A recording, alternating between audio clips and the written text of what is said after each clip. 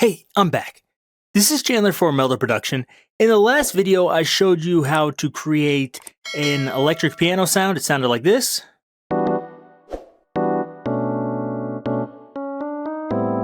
Like that, basically.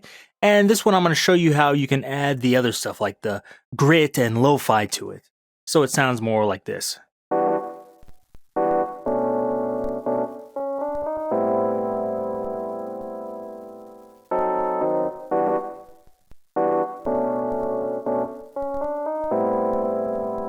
So we're gonna add some noise. We're gonna, get rid of some of the high end and low end, etc. Just make it sound kind of lo-fi. Now, of course, I'm gonna do it a certain way, but adjust things to your personal taste. The first thing I'm gonna do, I'm just gonna move this mixer down here, and I'm gonna move this all the way down here too. So for the most part, we kind of have what we need here. Let's start and let's add a little bit of saturation to this. So first thing I'm going to do is just take a saturator here, and we're going to add a little bit of distortion. Don't want to do too much. Let's set this maybe like 3 or 4. Actually, let's try 3, and then we might have to adjust the input or output. See how distorted it gets.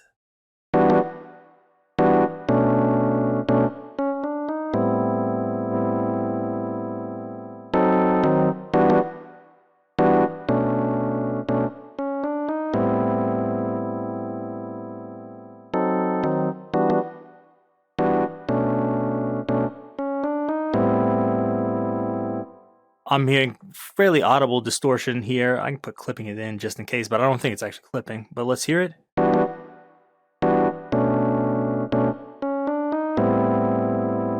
Okay, so getting kind of gritty there, but let's get even more lo-fi. What we're going to do is just add a bandpass here. Let's do 6 decibels per octave with the low and high pass filters on here. And let's just start moving these up.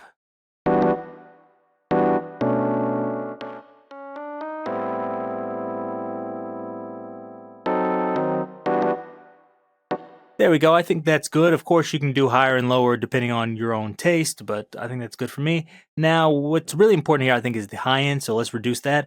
We don't want to go too far so it sounds muffled, but we do want to have, like quite audible reduction in the highs.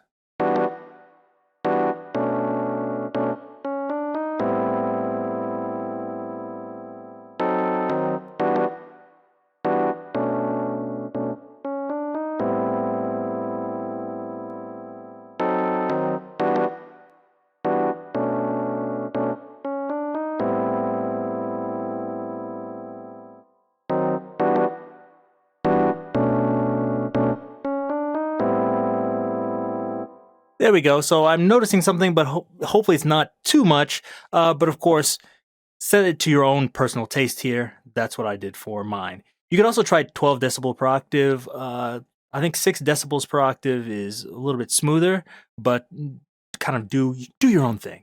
And lastly here, let's add vibrato here. And you might be wondering, like, why are you adding vibrato? And this is just kind of simulating like wobbly tape or maybe wobbly I don't know, record or something. So let's add that in here. This is going to be too much, so we're going to have to kind of reduce it.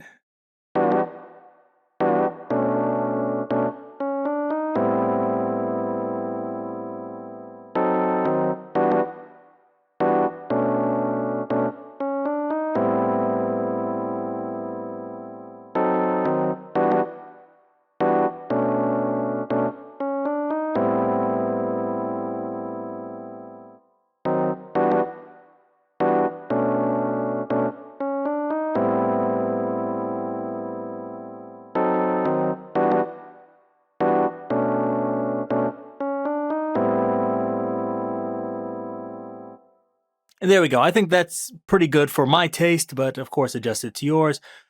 For this, I don't want a really audible change in pitch. What I want it to do is when you're playing a sustained sound, you can kind of hear it like wobbling a little bit, but otherwise it sounds like it's kind of on the right pitch. You can also add a little bit of this here, the trim.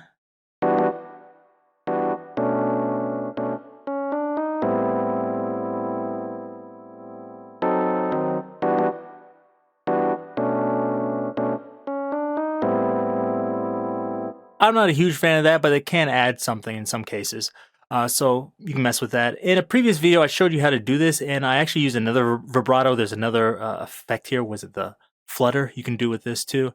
But for me, it's like, we're going to be doing some other stuff anyway, so I don't think it really needs that. So here we go. We have this. I could kind of leave it there. And actually, one thing I'm going to do is I have the mixer here. What I want to do is actually move it here. I could actually do something else, like add another mixer at the bottom, but let's just use the same one. So our clicks aren't going to be going through that, but to be honest, that's kind of okay for me. I don't really need the clicks to be going through all this. I don't think it's that big of a difference there. So the next thing, we're going to add some, let's do some clicks and white noise. So here, what we're going to do this time is not use MPowersynth, but instead use noise generator, which is going to be very annoying here. So just keep in mind, this is going to get noisy. Here we go. First thing I'm going to do is just turn that off. Let's turn the other ones off too. Turn this back on, but instead of using that, let's use maybe clicks and pops here. Okay, turn it back on.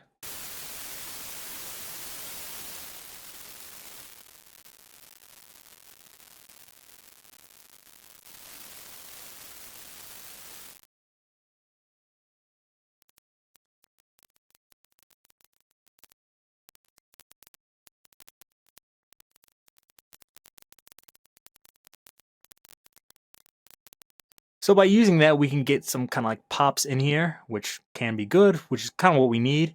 So we have that. We're gonna have to actually change this to mono, because actually you can't have stereo pops if you want, but I prefer it in mono. And this probability to get the right amount of pops, I think you need to really like move this down. So let's turn this all the way up. Let's listen to it and then actually set the probability.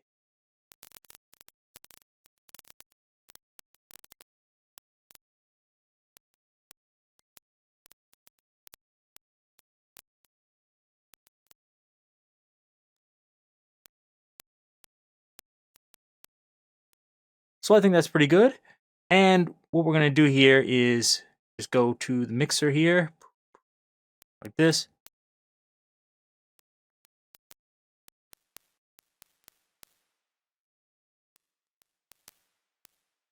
Yeah, first thing we're going to do is just mute that because I don't want to hear it. We're going to go here to the volume panorama. I'll turn it on just so you can hear it.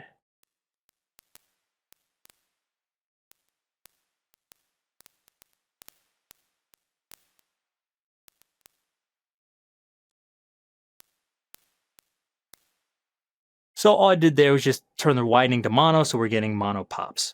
Now we're going to do this exact same thing again here, which is going to be annoying again. Another noise generator.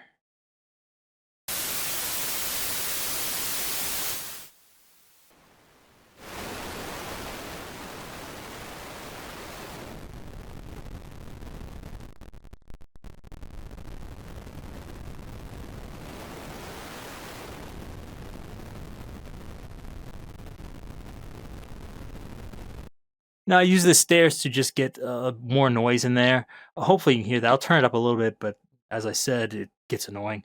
We're going to turn the probability up and down. You'll get more high end if you turn it up. You'll get kind of like a bassier sound, but it's a little bit harder here if you turn it down. So let's kind of experiment with that and find something that sounds good.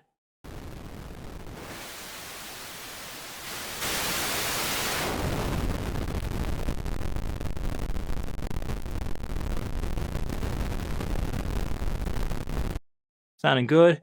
Let's go to the mixer here. Do the same thing. 4, steal input. Mute that because, like I said, that's annoying. So we have those there. And if we unmute these and play something, you'll kind of hear it, and we can balance it if we want.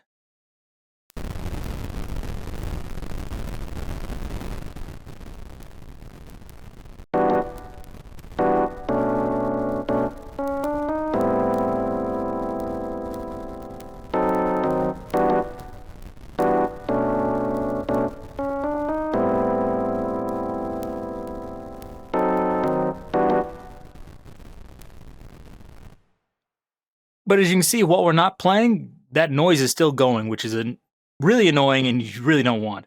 So what we're going to do is, there's lots of ways we can do this. We could try to use like a gate or something, but let's do it the easy way. We're going to go in here and use a mod.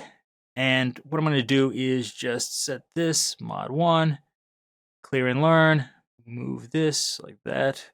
And this is -12, I believe. There. Turn it off. Okay. So now what I'm going to do is just go to the envelope. This should be working off of MIDI. Yeah, it is. So all I have to do is make sure everything's set right. This one is from 0 to silence, and this one should be like -12 to silence. There we go. And I'll do restore. This one is disabled. I'm going to set the attack here to 0. The sustain to 100%. Ooh, like that.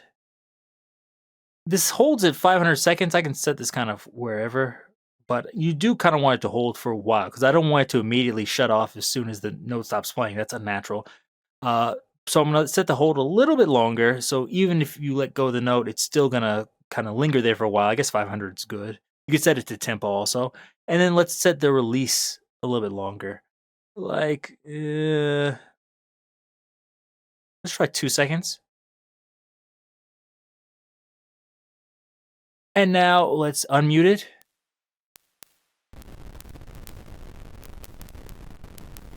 Oh, another thing is very important to remember. Make sure you turn it on. There we go. So now it's in silence. Turn on now. You're not hearing any noise. Let's go and play something. Let's see if it turns on.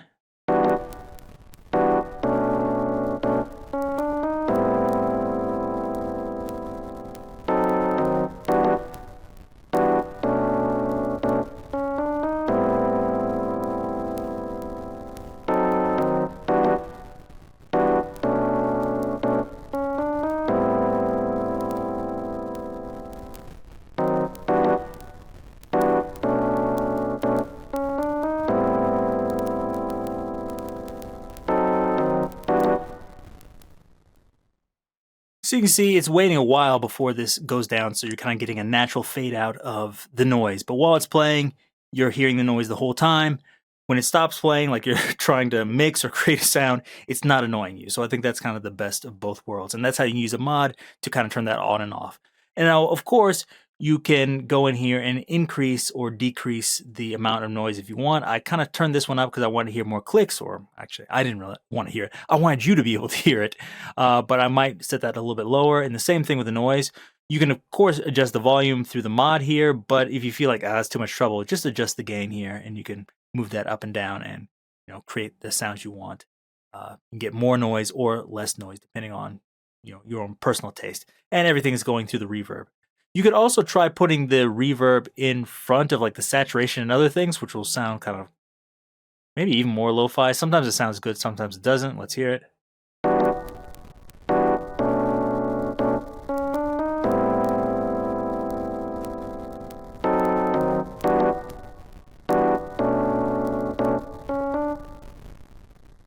Sometimes it sounds actually more like a real sample or something. Sometimes it doesn't. So you can experiment with the placement of some of these things. So sometimes you'll find, oh, this works better. Or sometimes you'll find the other thing works better. But I think generally these are the things you can do to create a more lo-fi sound. Not just with an electric piano, but with kind of anything. So if you're playing guitar or you're singing something and you want it to sound like an older sample or something, try putting it through something like this and you should be able to get there. In a previous video, I showed how to do something similar, but this time I showed how to add some of the noise in there too. So if you want that and that real like lo-fi feeling with noise and everything, you can add that too. Sometimes it seems like, you wouldn't want that, but I find like sometimes that noise can kind of bring a track together. It's kind of interesting that way. So hopefully you enjoyed this and learned something. If you did, give me a thumbs up. Leave me any questions or comments down below, and be sure to check out all the other plugins at meldaproduction.com. Till next time, see you.